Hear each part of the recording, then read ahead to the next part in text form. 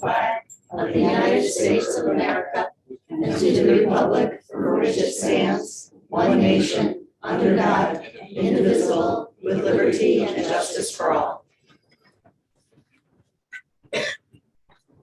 Roll call. Mr. Berger. Here. Ms. Capabianca. Here. Mr. Corey. Curtis. Here. Mr. Iglesias is excused. Ms. Holman here. Mr. Crisco. Here. Ms. Richardson. Here. Ms. Toder. Here. Mr. Barlow. Here. Ms. Ferguson is excused. Ms. Klamazewski. She's out in Philly. That's all right. Don't worry about Okay, thank you. Ms. Lubomsky. it. Here. Mr. Petrozelli. Here. Ms. Schulte. Here. Ms. Vians. Here.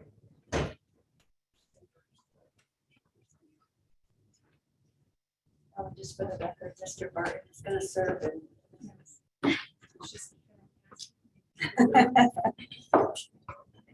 Gotcha. entertain a motion to approve the agenda. So.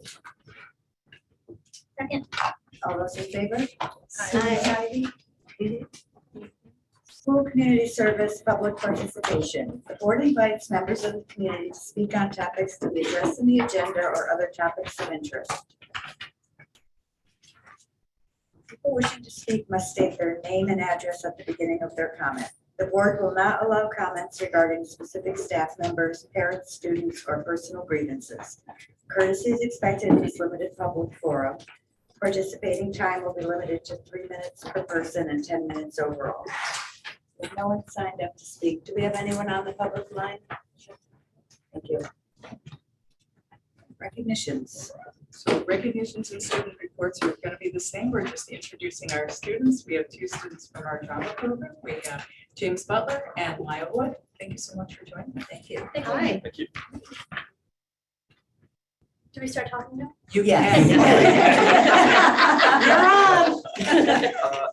Hi, I'm James Butler, and Maya and I are seniors. We've been doing theater at the high school, and we're just here to share some news and upcoming events. Most important is we are presenting Arthur Miller's The Crucible, December 1st, 2nd, and 3rd at 7 p.m. in the Little Theater. Tickets are $5 for students and $10 for adults. The set for this play is designed by Max Bibbert. The lighting design has been by Rowan Villar. Ella Campus Hathaway is stage managing. Abigail Foltz is assisting the director, and Freya Harrell and Leonis Rojas are the costumers. Overall, that's just been going pretty well.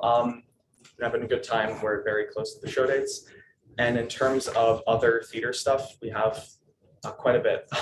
So last year, we ended off our year doing Little Shop of Horrors as our spring musical. And that, as a production, went incredible. Our audiences loved it. We didn't make that much money. We only made about $100 off of it. And apparently it was still a loss because we had to pay musicians and rent several plant puppets. But we popped back from that and we were off to an incredibly strong start this year with our Haunted Theater in October. We ran 2 events this year, the first of which was written, produced, directed, costumed, and ran by me. It was based off of the horror franchise, The Texas Chainsaw Massacre. And that went incredible. We ran it for 2 nights and we had about 8 groups of 6 coming through every night, and each run through took about 11 minutes. And we made a bit over $500 from just that event alone. Great. Yeah. We also ran a second Halloween event. Since Texas Chainsaw was kind of intense and maybe a little bit too frightening for some younger audiences, or people may just And not have been a older. fan of- Yeah, I was scared. I organized a haunted cabaret, which is geared towards younger kids, which is a fully improvised scavenger hunt, basically about cabaret ghosts. So we set people up in the cafeteria, and I gave my friends like 4 lines about a character and said go, and then they went. And it ran an hour earlier than Texas Chainsaw on the second night of the event, and that one also went really well. So that was very fun, kind of stressful, but mostly fun. Yeah, so the Crucible is going really well. Our show dates are the 1st, 2nd, and 3rd of December, and we can all email you invitations. You can come see our hard work. It's interesting to do such a serious, dramatic play after our last few shows, which were kind of silly. Not bad, just silly. And we're happy to experience both drama and comedy.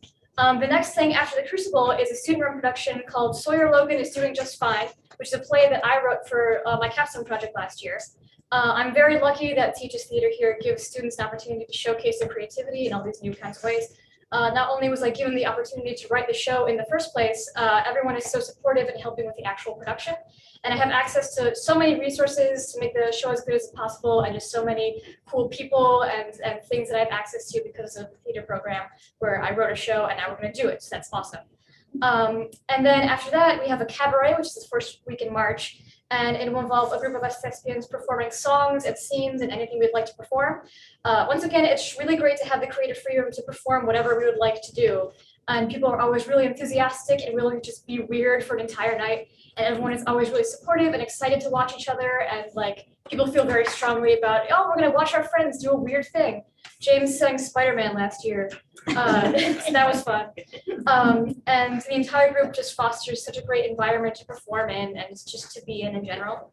Then after that, we're putting on SpongeBob SquarePants the musical in next May. It's very funny to me to do the Crucible and then SpongeBob, sharp left turn, and that's going to be in May. And so once again, it's helpful to be able to work with both a drama like the Crucible and then such a silly, fun show like SpongeBob. The fact that we aren't confined to one style or genre only makes us stronger. So we'll see you in May. Then I also have announcements from the music department.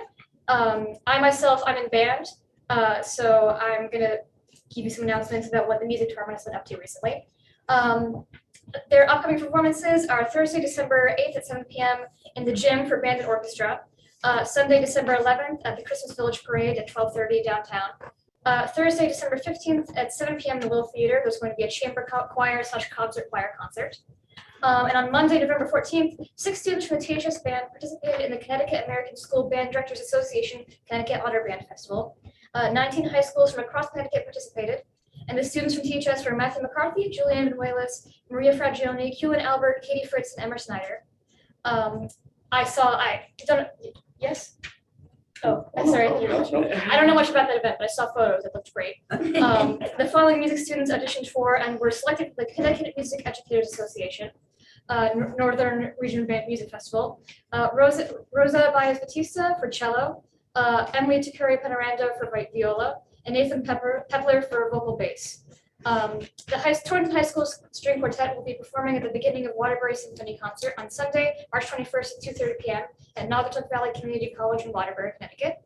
The Torrington High School String Quartet is comprised of Aisley Harrison, who plays violin and is a junior, Chloe Bayette, a junior who plays violin, Emily Takuri Penaranda, who's a junior and plays viola, and Rose Angel Baez-Batista, who's a junior and plays cello.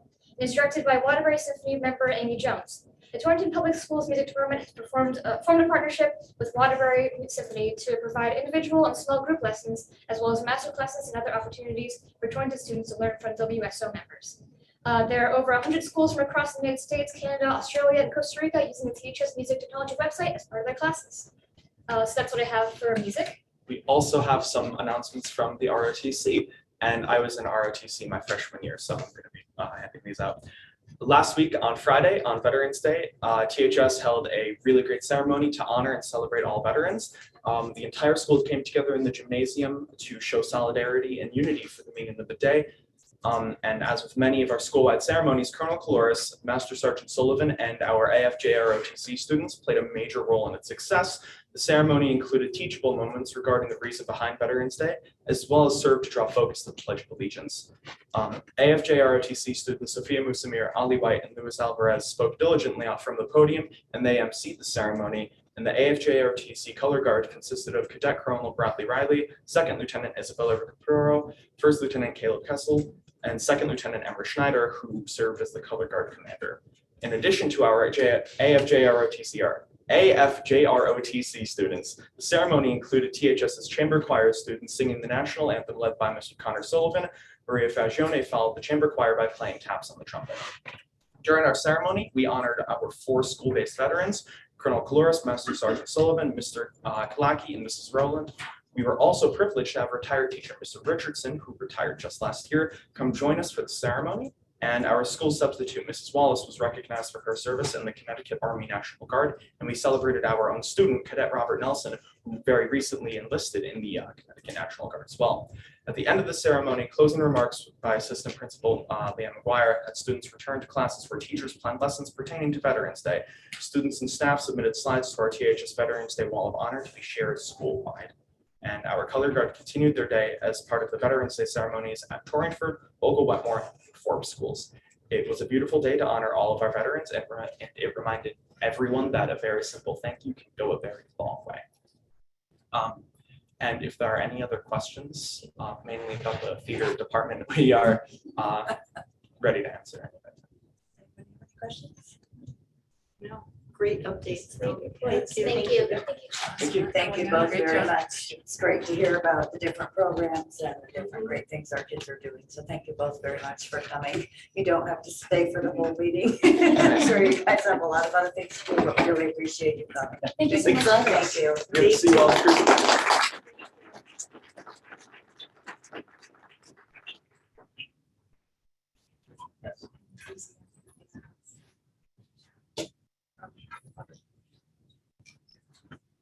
Information sharing session, superintendent's report. So I'm going to actually do superintendent's report and Office of Teaching and Learning. Sue Ferguson is at the Teacher of the Year Award. She was the principal when Ashley Hyatt was there at East School, and Ashley Hyatt is our district representative on the this year. So, seems like a good fit. Not that, you know, I hate to miss that, but we had to kind of divide and conquer here. So they're partying over in Hartford. I think it's so wonderful to be able to have our different groups of students present every month. You can just feel the energy. But the drama program, they're almost like a team as well. I know we have our different sports teams, but they do various productions. You can see the range of what they're capable of or what they try and challenge themselves under Ronnie's direction. I know she's here somewhere, or she was previously. Ronnie, are you in the room? But yes, and I'm sure she's exhausted because of the play, but just phenomenal. You can see that, feel that, exactly. Little Shop of Horrors was wonderful last year, and they were characters in that as well. I was also going to pull on the Veterans Day events. I know that many of you were there, and I want to thank you for representing and being there as part of the festivities. I thought it was great that we had our high school students going down to the elementaries. They look up to the big kids, and that gives them an idea of what they can be. And I also think it's just so important that we do have Veterans Day, because then our students really learn and appreciate. And I think there's just, so special. And there's just such respect and appreciation that you can feel. It's palpable during the celebrations, the songs, just the recognitions. And we have veterans local as well as family relatives who come to the events, which is very special. I promised you I would give yonder data, so I have kind of a mishmash of everything. Oh, good. So at the high school, we have had, in the 9th grade, we have 58 students. These were just initials, 58, 10th grade 68, 11th grade 46, 12th grade 43, and then we had repeat offenders. Unfortunately, we had second timers. We had 30 repeaters. We had for a third time, we had 6 students, and for a fourth time, we had 3. So it took only a small number to learn. Yep, exactly, going down. And remember, this is the first year here, even though we had some of it at middle school. So I think it's getting better and word's getting out. Yeah, it's really serious. You can't mess around with phones or pouches. Middle school, we're getting a new version of pouches. Actually tomorrow. They're coming tomorrow to help us organize, and then Friday they're going to do the distribution. And I know Shirley's been working with their team, so it's really nice that we're gonna have 2 reps coming and helping, because they had I guess there was a first iteration between what we had with the pin, and it's sealed, it clasped, and then they didn't want to have the pin. So then they have another version after what they had sent us. And so these should be safer, more durable, etc. So those are going to the middle school. So that seems to be better. High school already has that version. Don't know why one was sent to the other. It's not easily detectable, so it wasn't like something where we said, oh. So in terms of offenses, and we heard your question, Sue. We did not from the beginning of the year figure out the location, but now we are trying to track location. So I can give you a little bit of that. So Okay. that'll get clearer as we go along as well. Right, Okay. okay. So sixth grade, we had 9 first offenses, seventh grade, 15 first offenses and 3 second offenses, eighth grade, 18 first offenses and 2 second offenses. They haven't gotten to the third offense, so that I'm really happy about that. And I know the administration is as well. In terms of the infractions, since we met last time and we started to track now, 11 from the classroom, 1 in the bathroom. Obviously, we weren't in the bathroom supervising, but as they, it's obvious when they were coming out that they had their phone out of touch. And so then the other ones were still, we weren't Didn't tracking start at that tracking time, it. but we'll start tracking location and that will help us out. Yeah, maybe there's a pattern. Right, You know, yeah, or whether it be time the of hallways day, or time- or, right, yes, exactly, just- exactly. Yeah, so then it will help us monitor better as well. Right. So, but I do think that this is working, the system is working in the structure, because I think it has been prohibitive, and I think the kids are deciding to abide by the rules, which is good. Yeah. And hopefully they're focused in their classes, right? So that's a positive. I have a question. Go ahead. Are we experiencing or seeing a lot, or less, I should say, of parents and students bringing anxiety and different issues to the forefront? Saying that they They need need it. their phone. Right, like where are we at as far as allowing that to happen? Is it a doctor's note, or, I mean, how are? I don't think that's been as much of an issue this year. I think when we first rolled it out in middle school, but I'll get that information for you. Okay, because Just I don't want wondering to if it's- speak out of turn in case.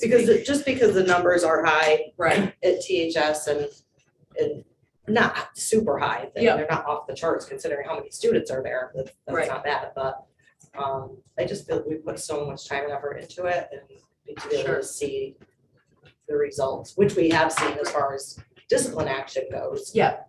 We've seen a Definitely. huge decrease in that So from even last though year. we had it last year when when students were saying, or parents were calling about anxiety issues, then there were times when students could come down, use a phone in the office and call parents. So they weren't Right. using their cell phone.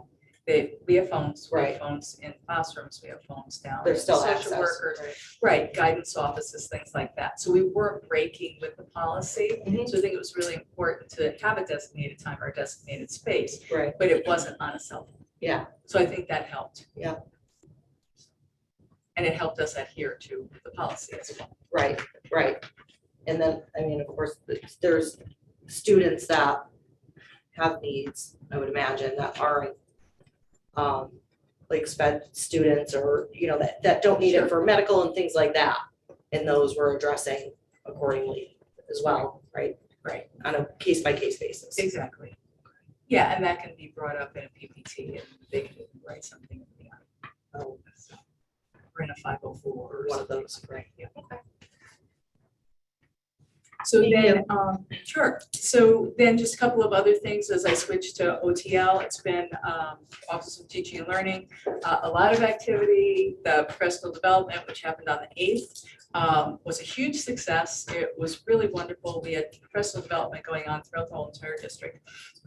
But our biggest area was the PD that was really talking about student discourse. And that was the K-12 PD that where faculty all met in various small groups, and it was very, very helpful. I think when we looked at the feedback, 98% of the faculty said they strongly agree that the PD was meaningful, relevant, and the practices and strategies that they use in the PD, they could use in the classroom the next day. So there was a lot of excitement when you went around to the rooms. There was a real hum, there was a real engagement, and people were really thinking about what was going on and sharing practices. It was very beneficial to have the K-12 because as they were going through standards like listening and speaking, you heard the younger grade teachers saying, oh, I didn't realize that this is really what I'm preparing them for down the road. And the teachers in the secondary really reflecting back and saying, wow, I didn't know that you were providing all these foundational levels and kids were starting so young in terms of really perfecting some of these skills. Because what do kids tell us when they get to the next grade? I never saw this, I never did this, like, right? Right. So it was really nice to have that conversation and to really dig deep. And I think that that was a huge success. I just want to say many thanks to the facilitators as well as OTL, the OTL team, Andrew and Tracy and Joanne and Sue created the slides, and then the training, which the coaches and the participants, the admins in the training kind of fed off of each other and created this wonderful PD. But many thanks to the facilitators, the coaches who were Dawn Pelutro, Sadie Marshall, Lana Safaldi, Jennifer Martin, Mary Spetz Giuliano, Michelle Nadolny, Bridget Brody, Kyle O'Toole, Stacy Pollock, Mary Morton, Lori Filipiak, Lindsay Sullivan, and the administrators who jumped in and were willing to also present. Sue McMahon, I don't know if she's here, but like she just joined us a hot second ago. And then she did this PD. She's one of our sped supervisors at the middle school. And Leanne McGuire and Joanne Creed, who didn't know she was presenting to the last moment either and was willing to jump in. So the next steps for that, instructional rounds, looking at the trends, really figuring out what we need to enhance and develop in departments or grade levels, and round 2 in February for that. And then we really had some meaningful PD for a variety of different folks. Secretaries were trained in human trafficking and Power School. You'll hear that over and over again because we all need to be trained at the end of this year. Art and music went off-site. BCBAs and RBTs worked on high leverage strategies and data analysis. So that's going to be a basis for what we're sharing later this year in terms of behavioral trends, what we're seeing, and how we're addressing issues. So I think that was very, very meaningful as well. Portrait of Graduate, we have the kickoff on November 29th. So thank you, Sue and Fiona, for volunteering. Hopefully you knew you were volunteering. I did. And you were voluntold. And that will be between 5 and 7. And basically it aligns the mission and the vision, the skills and attributes that we really want our students to have that will help them succeed in their careers, their college, their life.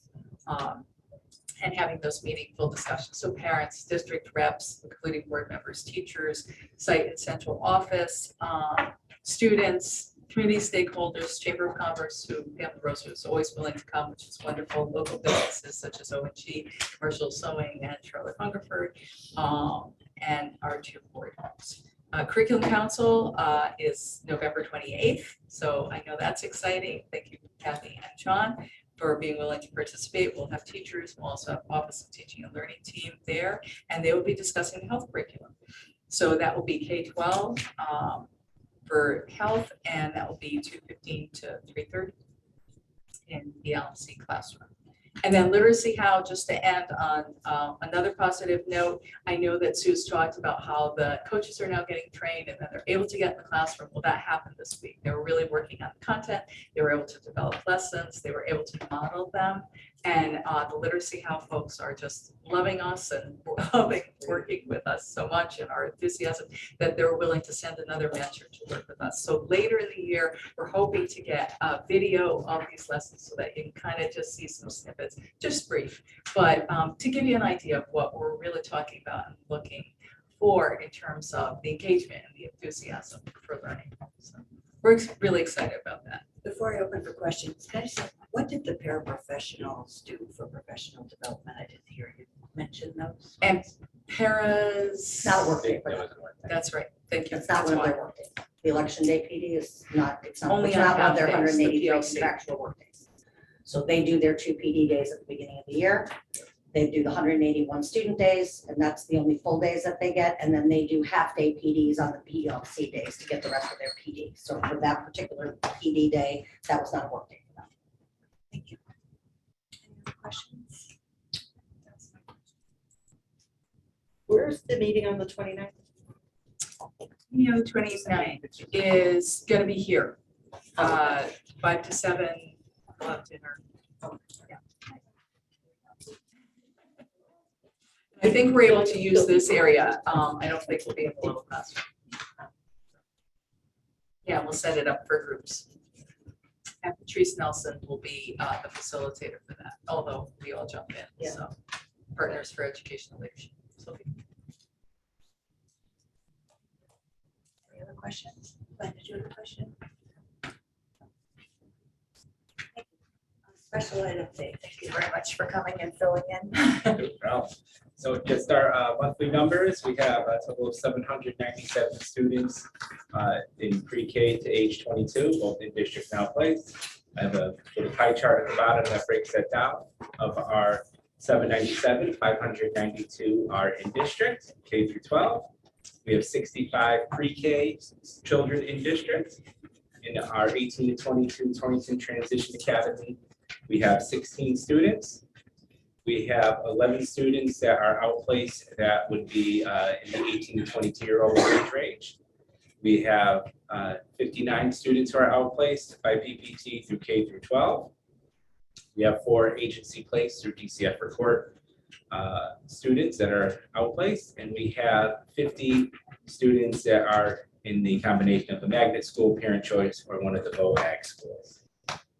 And in terms of 504s, we have 267 students in the district on 504 plans. Any questions? Go ahead, Ellen. I know it's not up to you, but going forward, can we see like previous month, like a cum? Like a cum, compare like month to month, Sure, like next time, just have that. absolutely. Thanks. and next month it will be Steve's. I will be back.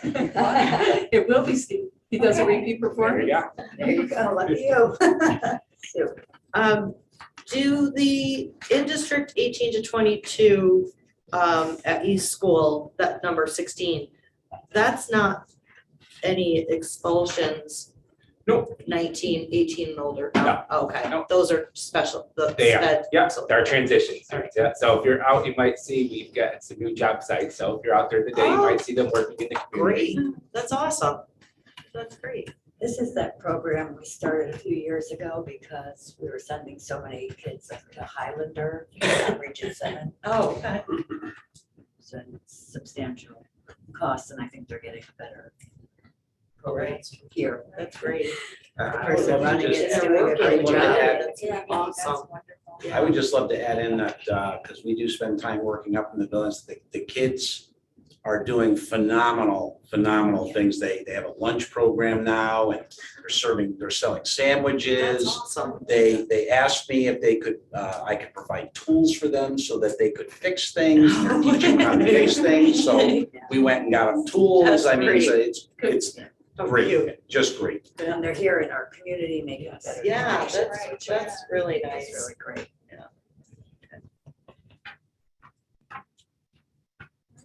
Questions? Thank you very much. We'll go easy on them this month. Kim. You're up, Kim. Okay, so you have the monthly HR report.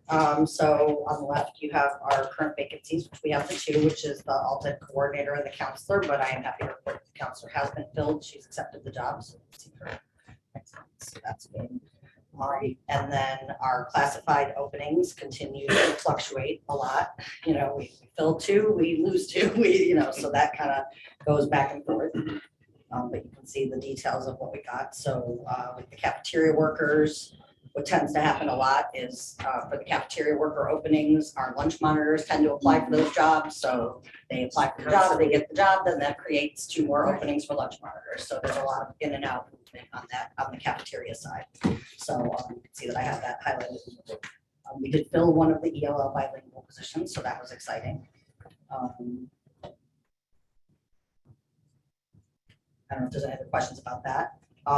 The numbers for the fill rates and the absences should say October, not September. I fixed at the top, I forgot to fix those too. So that is actually the October fill rates and the October absences, and then the year-to-date sub rates and the year-to-date absences. So.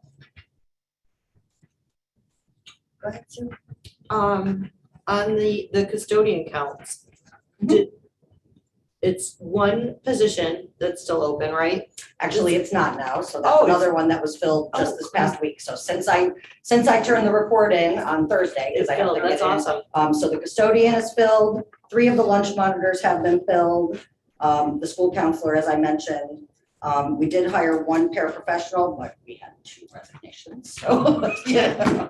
So fill 1, lose 2. So that's where we're at right now, but the custodian is filled. Okay, and does that include, are you fully staffed now, even under the budget, like what we came up with last year for budget, you're in a good place? Awesome. And if you haven't noticed, because I certainly have, if you're spending any time in our buildings where we added the extra custodian there, the level of cleanliness to the building has dramatically increased. And there's a room full of administrators here could tell you the same thing. Yeah, that's awesome. Except don't ask Michael Klein. Why? Is there a problem, Michael? Do you need more help? That's great. That's good. So we're getting ahead of it. At least so keep you caught up. At the bottom, I talk again about our initiatives. I went to the University of Bridgeport to their hybrid career fair on November 9th. Because it's a fall career fair, we didn't necessarily get as many teacher candidates, but, I spoke to about 15 people actually that were potential substitute candidates or potential student teacher candidates for the spring. So I think it was a good experience to go, and I think it always gives us great exposure to be there. So retention, I have my second new teacher check-in on Monday, the 21st, which is just kind of a virtual. I invite them voluntarily to come, and it's their meeting to tell me anything, what's going great, what do they need help or support with. Additionally, Dakina Walker, my HR generalist, and I are in December, we're going to start monthly office hours at each site. So we're starting out small. We're going to do from 9:30 to 1, and we're basically going to set up camp wherever the administrators will find a space for us that we won't be in the way. And we'll let the staff know we're there, and they can just come down if they have a question about how to get on the front line, how to, put their absence in, they're locked out of something, they want to know a question about benefits, retirement, anything that they need to ask HR, they can just come down and, ask a question, or if they have a question about anything. So we're going to give it a try and see how that goes and see if that helps give people an opportunity to talk to us where they might not have otherwise had time. Will you do separate buildings to divide and Yep, so conquer? she's kind of? doing 3, I'm doing 3, and then we're gonna switch the next month. So that way, if wherever works, but yes. Oh, good. So, and I'm actually gonna do, when we sent out the announcement to the staff that we were doing that, we got a lot of positive feedback back.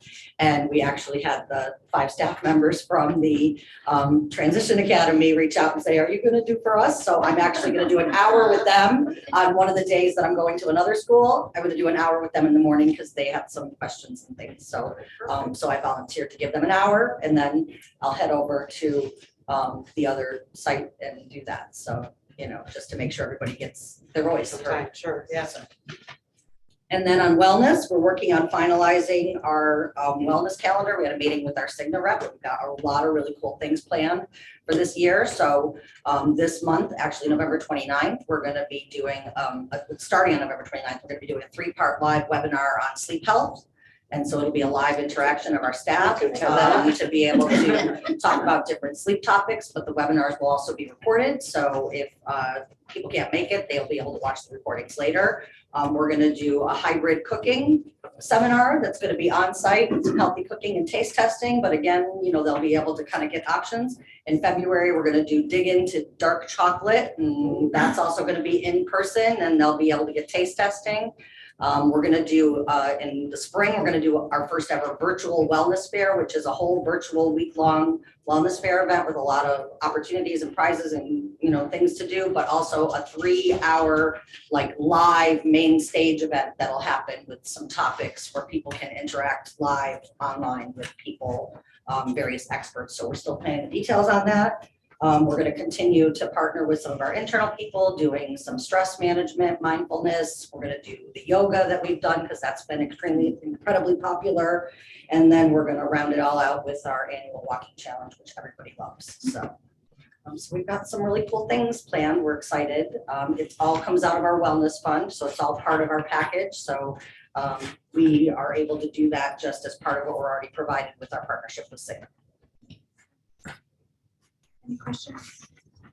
I'd like to pass on an observation. I have occasion to follow a friend who was going through the process of becoming a paraprofessional who was complementary to the HR department application process, the onboarding, and she doesn't have ready access to the computer facility she needed and was able to do that through the HR office itself. And Oh, great. I just want to compliment you on that. Well, thank you. Thank you so much.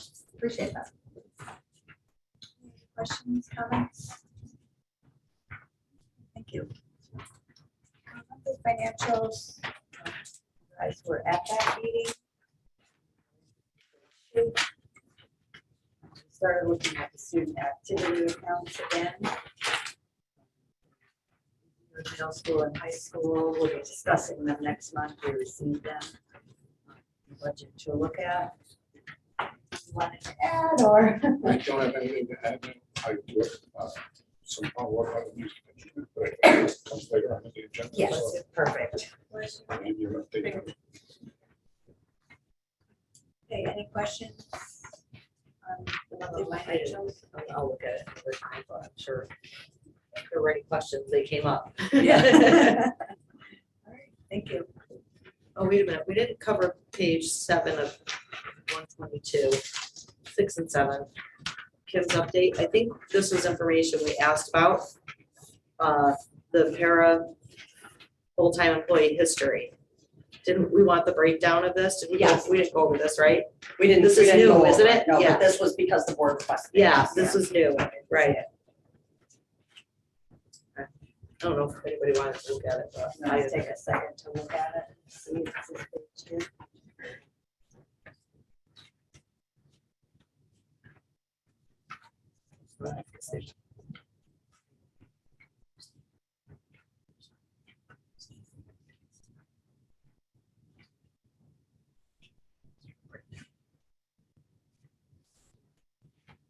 You want to receive it and I'll put it on the agenda for next month to discuss it. Yeah. So people have time to look at it. Yeah, that'd be good, yeah. Okay, perfect. Thank you.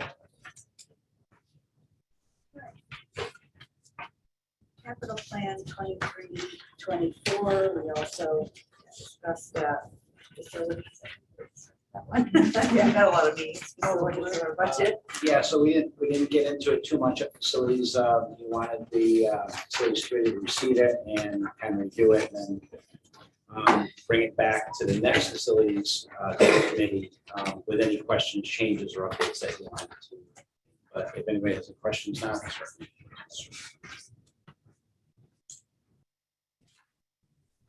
Questions now, or if you had comments and wanted to submit them before the next facilities meeting, or they're gonna delve in what their recommendation to the board is gonna be. For the capital. Yes, Capital remember, has we to go have to to have it city. to the city by the first of the year. Yeah. Yeah, it's in here. Yep, and then the capital tech that's in there reflects the changes that were requested. Oh, okay. Behind budget. Yeah, where we were. It's right Yeah, here. 15. Yeah, and the then the capital tech tax is Capital, the capital purchase. Got it. Thank you. Yeah.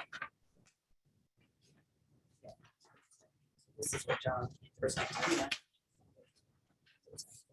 So a lot of that is driven from the facility study that we just did. And then John, based on how they prioritized it, and contributed to that, our capital budget. Did you know, that were there a lot of changes, and I'm sorry that I wasn't at the meeting, but was there a huge difference in the breakdown after the facility study versus what we had already budgeted for? It was a big difference? There's a difference. Yeah, Yeah, we, obviously, I took the facility study and implemented what their findings were on some things, and we put them in, and then we prioritized what things we should be looking at for this upcoming year and push those priorities out for the 5 years. Yeah. Some of based the on things- safety and everything else, I would imagine, right? You look at Any- it that way. So the way I set it up is anything that's gonna close your school buildings is definitely a number one priority. Number two is health and safety. And then after that, it's sort of. wants- Nice to have. Yeah, nice to have, wants. Great. Any other questions? Get this back again. All right, school calendar 23-24. Okay, it's back again. But I think we have some clarity. So we were really looking at that April break. And some districts are doing the week of the 8th, some districts are doing the week of the 15th, but when we check with our districts where we have to share busing, so region 6, region 7 are gonna go with the week tentatively of the 15th. And Advance is also going tentatively with the week of the 15th. They have to just obviously go through their boards and vote as well. Oliver Wolcott won't get any information until February. So, yeah, which is very, very late. So we really can't wait for them. No. Because we need to be able to move forward. It did help having the latitude to make graduation on the 14th, to schedule graduation on the 14th, then reach out to the Warner. So they have tentatively held that for us, which is good for this next year, the 23rd, 24th, 23, 24. So any questions on the rest of that calendar? I think you've seen it. That was the only But change, that was the right? only change, Yeah. right? Questions?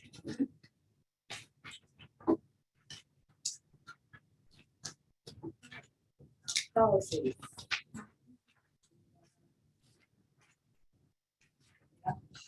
Okay, so, the first one, is confidentiality and access to education records, otherwise known as FERPA. And, what we brought to the policy committee was that our policy was, like 4 pages long and the model policy from Shipman was 49 pages. So we felt like our policy was missing some comprehensive things that really needed to be there in order to be compliant. So we just proposed adopting Shipman's model policy. So that's what you have before you. Any questions on that policy? Go ahead, Jess. Yeah, I have a comment. I am on the policy committee, so my bad for not noticing this when we had that meeting, but so page 53 is halfway through Shipman's policy. And it says optional additions to confidentiality policy. The school district may opt to divide student records into the following categories, including these classifications of the confidentiality policy. The following section is not required by state, but may be included if desired by the school district. And we didn't really have a substantive conversation on that in our policy committee meeting, and there's kind of a lot that goes into that section. So I'm gonna suggest that we bring this back to policy and maybe look at what is contained in those pages. Because there's like quite a bit more pages there that is not part of the policy or additional documents that we may decide we don't want to include, or maybe try and get some information about why they're included. There's certain documents that jump out at you, or just, so you want to just be able to look at them all, the different categories again, category A and B records, or? Well, we didn't talk about any of that. Oh, okay, So gotcha. that's not my recollection, I like this, correct me if I'm wrong, but that whole section is optional. So from page 53 forward, For is option, it's oh, optional. And we didn't really talk about whether we want to include it or not, we just kind of took the whole thing as a lump and there's some discussion. So, what's the action item?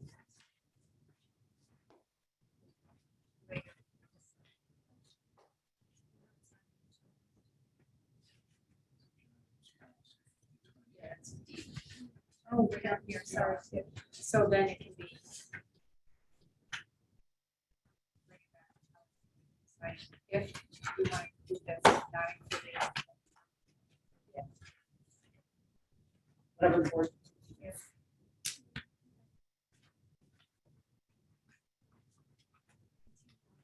The second policy was really just a name change because the name that was on our policy was like a lengthy name that kind of encompassed like 3 different policies that really didn't apply to what was actually in the policy. So we didn't change any of the language in the policy. We just changed the name of the policy to align with what the policy really was, which was about basically the media permission for students. Call it media publication of personally identifiable information, which is the title of the form that was already in the policy. Any questions on that?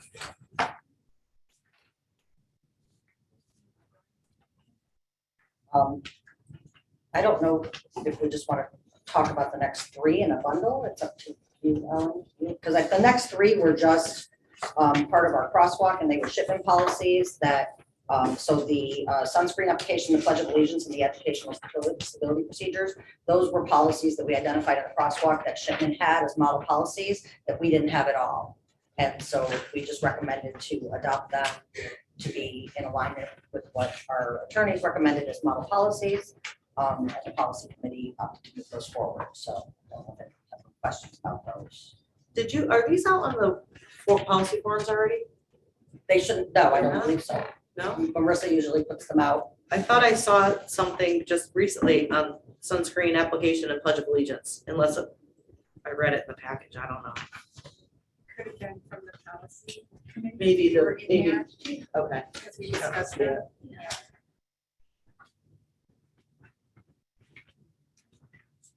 Any questions? The next one was student privacy, which is the pupil privacy something amendment. I can't remember the actual acronym, but it's really about student privacy. And this was one that one of the board members had asked for the policy committee to review. So we really looked at Shipman's model policy and the policy that we had. The title, we want to align with what it really should be, and really went through to make sure the right information was in the policy and that it made sense. So questions on that? Any questions on that? Thank you. Protection of pupil rights amendments. Thank you. I got you. Questions on that one? And then the next one, parental access to instructional materials, which is really in the 6,000 series, which is not what we're working on right now. But that was the piece that was actually included in policy number 5193, that pieces of that were in there, but really that was a 6,000 series policy. It should not have been in the 5,000 series. It should have been in that instruction policy series. So we proposed adopting Shipman's model policy for parental access to instructional materials and putting that in the 6,000 series.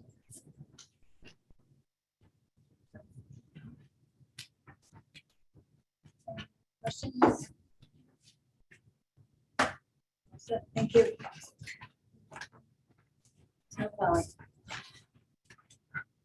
So as discussed at the facilities and tech meeting, the snowplow contractor, due to change in the design of the rear driveway here, is asking for some additional money in this 1-year extension because of the way that the driveway is configured. It's sort of been created as a box with 4 holes that he has to shoot snow out. There's no place to stockpile snow in the parking lot, so it all has to be removed and taken off of the parking lot areas. So in your packet, you have the letter to the board from RAR. He is the current contractor that works on the driveway. He kind of spells it all out. And at the end, he puts his, total is $27,634 increase over what he currently pays to do all this, what he currently gets paid to do all schools, which is $99,900. So he wants 27,000 to just additionally for just here. And as a comparison price, I went to another landscape company. That quote is also there, and asked them if I was to give you just the high school, would you give me a quote to snowplow just the high school? And Jesperson's Landscaping, who is also our lawn mowing contractor, gave us a price just to do the high school at $80,000. Ridiculous. I have a question Go though, ahead. kind of unrelated to the financial part of it. So if he's saying based on the new layout, that all the snow has to be removed. There were 15 or 20 spots allocated for snow storage? There were. There's no spots allocated for snow storage. There We thought wasn't? We would lose spots. I thought we were losing On the spots. edge. On the edge. Yeah, so like 15 or 20 spots that would have been in the winter, we wouldn't have had if they had to put snow there, right? So if we're paying, so either we pay the extra 27,000 so he can haul it off, or we lose those 15 spots or whatever they were gonna be and put the snow there. Well, we never thought that we were gonna use, we knew that there's gonna be some, and you. Like can a speak to- smaller spot, Right, right, a with the- smaller spot, and so you Okay. lose some when they plow. Right, And, but we didn't say that we're gonna, we need all of those spots, and I think that Brian has spoken to that before. I talked about it at building committee, where we really need those spots for staff who come and go, for the students, for the staff, so we need that area, so when they're gonna remove it, they literally have to remove it over the fencing. right. Which, That's so the I guess, difficulty. Right, which is, I get that, but I'm kind of throwing two things together here, the parking situation and the snow removal. So he's gotta blow it over the fence I anyway. want you to understand too, that the 27,000 that's reflected in this is actually approximately a $10,000 reduction after I spent many hours with Mr. Raymond having some discussions on what his initial price was to what we're actually presenting to the board. So, Thank you for that. well, it's, pay me. Yeah, exactly. I guess that's the only answer I can offer that. I'm sorry. No, That's all right, whatever. I do my best to build a rapport with these contractors, and in building that rapport, there's a level of respect that they have for me as well. And so I was able to work with Mr. Raymond to get that price down to the 27,000. As it was stated in the building committee meeting, which Gary was part of, that he doesn't feel as though it's an exorbitant price. Mr. Raymond has carried this $99,900 price For a while, yeah. since the contract was put together in 2014. I do So remember he has- talking about that. I'm not Yeah. saying, I don't have an issue with the price. The 80,000 is what I have an issue, what kind of shocked me. Yeah. Not his price. I just figured since we were talking about that. So this he's would be- Moving it. So this would be a 1-year extension to his contract with, if the board so desires to approve this tonight, to add the additional $27,000 to the 99,900. And then Mr. Raymond would do the snow removal, and then what he would have to do is, he understands that he would have to remove all of the snow from the middle of this parking lot area. There's a couple of big obstacles there that he had concerns about, which I understood, and that is that the parking lot out there isn't really flat. So if he doesn't take all the snow out of that parking lot and get it over the sidewalk, when we get melt and refreezes, he's going to be back here constantly to put salt down and resalt the parking lot because it's going to be freezing. Yeah. And then we also, obviously, we know that we need all of the parking spots that we currently have there, so we need to keep them clear. So he understands that, and that's what's reflected in this. So okay. What I was gonna say is off topic, so we can keep moving. Ellen, No, Go ahead. So you're saying his current contract is $100,000? Yes. So $100,000 to all the schools. If you prorate that, I'm just saying that part of that $100,000 is just to do the big parking lot in front of the high school. Correct. So if we had to prorate to schools, my only problem is he kind of puts down in his first paragraph that he underbid the projects in the beginning. He was low by a margin of over $200,000 when he renewed his contract. So we left money on the table. I know he's trying In to. 2014. It says 27th. When it was rebid. Oh, when it was rebid, yeah. So, but he's held that price and he's done the job and he's done a very good job. And he's worked well with our guys to make sure that our lots are cleared. It's one of the least worries that I have So I don't. in dealing Like, with. you could just get to my point, I'm kind of babbling on a little bit, but. So his total cost for next year is gonna be $127,000 for all this. Yep.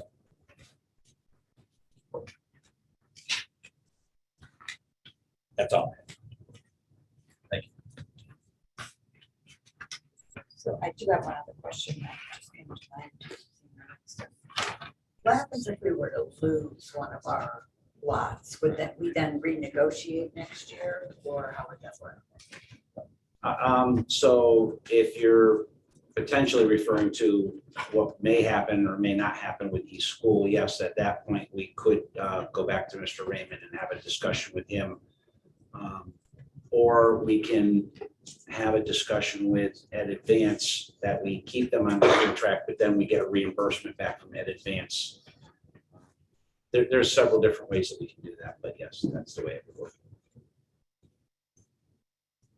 work. So would we have to make this conditional on a possible reopener, or how would we do that? I would, when I write the contract for him for this year, I would write it into the contract with the potential that could come into play. And we would have to pre-negotiate that prior to signing.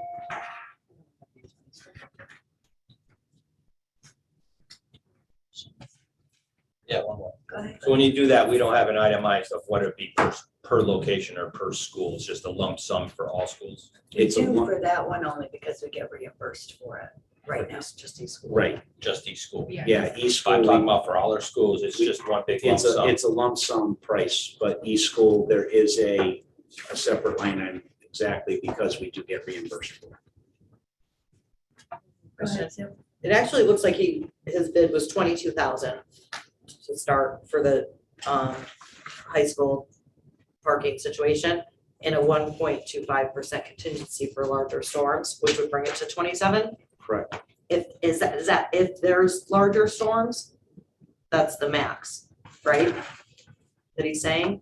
That's the max that he's saying, yes, that what he's looking for is the 27,634, and that would be with the 1.25 contingency. So if It's- there's it's a- not, It's a toss-up really, right, where so if we I get have- 5 or 6 big storms, that's great. If we get none, it's costing us an extra 5,000. right, but that happens every year, so just in the past couple of years, he's done a little bit better, because he hasn't had the amount of snowstorms that we've seen. We haven't seen a lot of snow, right? And, this, everybody plug your ears, this could be the year. Sue, don't No, listen, No, don't. no, it's not. I'm telling you now.